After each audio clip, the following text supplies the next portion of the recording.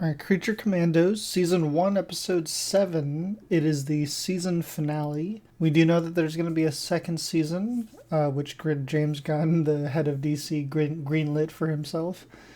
But this is going to be a spoiler-filled review, so if you guys are not caught up on Creature Commandos, Season 1, Episode 7, please stop watching as we are going to dive into the episode, starting now.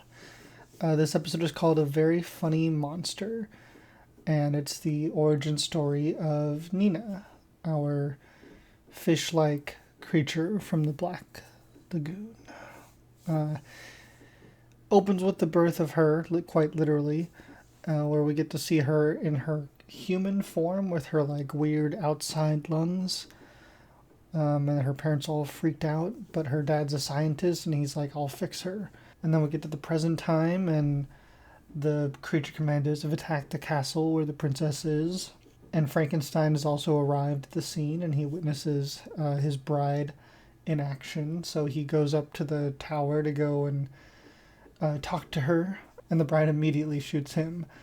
And he falls out of the tower, and she shoots him a few more times. Then we get the flashback of poor Nina, who has this like lung machine, and her mother is like just traumatized, so she leaves, and the father keeps adapting and building these new machines for her. And the one where she's a few years older and going to the playground was just god awful. So he does this experiment where he wants to fuse like fish genes or something like that with her body and turns her into what we know now as the Nina who looks like a fish. And then back in our present time, the princess is now going to take a swim, and she's quite vulnerable for the Creature Commandos, who are planning their attack. And Weasel's having his flashbacks and thinking he wants to save the princess, and Nina's calming him down. Nina's also having her like teenage flashbacks from when she was playing like soccer or something, some weird sport, and then getting bullied in school. And I do love how her tears go upwards. It's quite beautiful. And then Rick Flag tells Amanda Waller, he wakes up in his coma or whatever, and tells her about the professor who was Clayface, basically. And she goes and checks out the scene. And then the bride and the other creatures tell Nina that she's the only one who can stop the princess, and she's swimming. And so she needs to go kill her, basically. Then we see another flashback of Nina when she's running away from home, and then she like gets found by the police, and her dad like tries to apologize to her basically and tells her there's nothing wrong with her. And then she gets taken away. We don't really get to see what happens next, or like how she kind of gets to be with the Commandos. And then Amanda Waller finds the real professor who's dead and figures out it's Clayface, and so she's like, oh, we gotta call off the attack on the princess. Of course, right when Nina's about to attack the princess, but thankfully Weasel saves the princess, but the princess goes crazy and like is just defending herself, but ends up killing Nina pretty brutally. Weasel freaks out and he like bites Phosphorus on the arm. But yes, very sad. It was kind of scary seeing her murder Nina. She looks like so evil when she was doing it.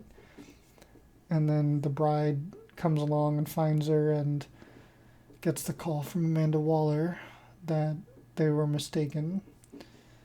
And then back up in the castle, the bride is talking to the princess and admits to her that she does know about the Clayface meeting and that the princess and Clayface were friends. And princess pulls a gun on the bride, and bride shoots her just in time and kills the princess and somehow just walks away. None of the guards heard. She gets the commandos out of there. And then all of a sudden she's at this new location, so I'm like, are they ever gonna find out that she killed the princess? Like, how is she able to do that, so carefree? But apparently she has a new team. She's got a new GI robot. She's got the shark from Suicide Squad, Phosphorus, and this bat-like girl, and then a mummy guy, and of course Weasel. But she looks like she's ready for round two with a new team, and that is the finale of Creature Commandos. I thought it was all right. It had its ups and downs. It's not my favorite show. I certainly had my issues with it, but it also just kind of was okay. It still kind of felt like a B version of Suicide Squad. And I feel like Suicide Squad is already like a B version to the Justice League and stuff like that, you know what I mean? It just like they keep doing these teams of these new characters that I'm just like, okay, why don't you give me some more time with the ones you've already developed? I don't know. I could use more Suicide Squad. I feel like I needed more Suicide Squad before I needed this show. But that's just me. I would love to hear what you guys thought of Creature Commandos. We will be getting a season 2, which I will check out, but I'm not like dying for it. But yeah, how do you guys feel? Will you guys be watching season 2? Let me know down below. Thank you guys again for watching. I hope you guys have a wonderful, wonderful day. Don't forget to like, comment, and subscribe.